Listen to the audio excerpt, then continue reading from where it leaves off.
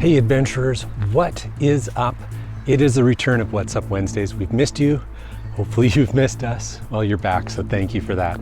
And we've got some great stuff we want to share. Obviously, Geowoodstock is finally wrapped up, it's behind us. But because of that, we've got some awesome inside scoop stuff we're going to share with you on this episode, so stay tuned for that. We've also got a special interview with Bryan from Geocaching HQ. That's right, the president of geocaching itself has a great little interview with us, and he's going to share in that interview about the then and now of geocaching, and largely about the game, but mostly about the community. And so I think it's a really cool little thing to listen to. So stay tuned for that. That is going to be shared with you in this episode. And also, if you missed out on getting any Geowoodstock or GPS Adventure Maze Canada swag, there's an opportunity to get some. So watch for that info as well. And other than that, we just want to share a few little updates and let you know what's going on in the studio. So with all of that said, it's time to head to the studio. And we are back in the studio. It feels like ages since we've been in here with you. We're really happy to be doing What's Up Wednesdays again. And because we're in the studio, it also means we're working on some new content, new episodes. The next one we're hoping to get out is all about our adventure down to Seattle, at Seattle, and then I guess back home. But we, you may or may not know, we came with our friends on their boat. So we had a really different kind of geocaching adventure, and we're really looking forward to sharing that with you. So make sure you're subscribed. Always got to make sure we pitch that subscribe, and hey, pause the video for a minute, go find the subscribe button, and then we're all good. All right. Anyways, thank you for subscribing. Thank you for following us. And that all said, we don't want to wait too much longer before we bring up the main feature for this episode, which we know you're really excited to see. We were so excited to do, and that's our interview with Bryan Roth from Geocaching HQ. So I guess why wait any longer when you're waiting for it? I'm waiting to play it for you. I'm just drawing things out at this point. So let's flip it over to Bryan. Hey Bryan. Hey Jay, how are you? I'm doing well. Welcome to Abbotsford. It's great to be here. It's really great to be here. It's great to have you here and have everybody else here. We just invited a few of our friends over for a little get together. Yeah, just a few, and they all showed up. And we didn't think they'd all show up. So it's phenomenal. It really is. It's a testament to the work that you guys did, and the partnership between your organization committee, ground school, and all the volunteers. You know, here we are with thousands of geocachers, and you look around, and that's what it's all about. So incredible. Awesome. So Bryan, you did a little speech for us, a keynote at the beginning. I appreciate that. It's an honor. My pleasure, of course. And we walked you through the GPS maze. You guys did such a good job. It's really such a good job. It's beautiful. It's everything the GPS maze. Thank you. Appreciate that very much.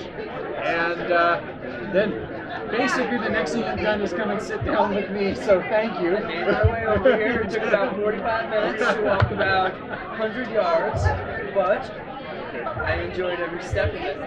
There's a lot of geocachers here. So when you come to these, basically I've got one question for you for this interview. When you come to these events, you go to Gigas, you go to Megas, you go to lots of events. When you come, what is your favorite thing about those events?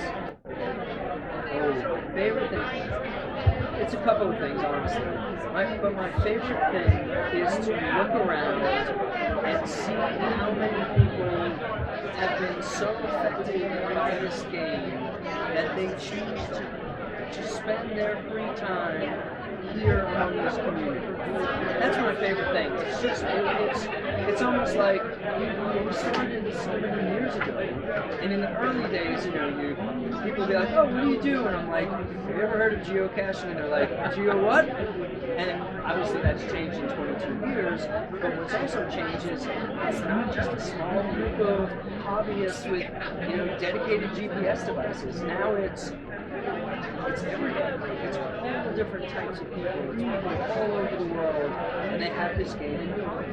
And for me, another favorite aspect of it is I get to talk to everybody. Where are you from? What do you like about the game? And to hear, oh, we're from Finland, or we're from Czechia, or Slovakia, or we're from South Africa, and we're here because of this game.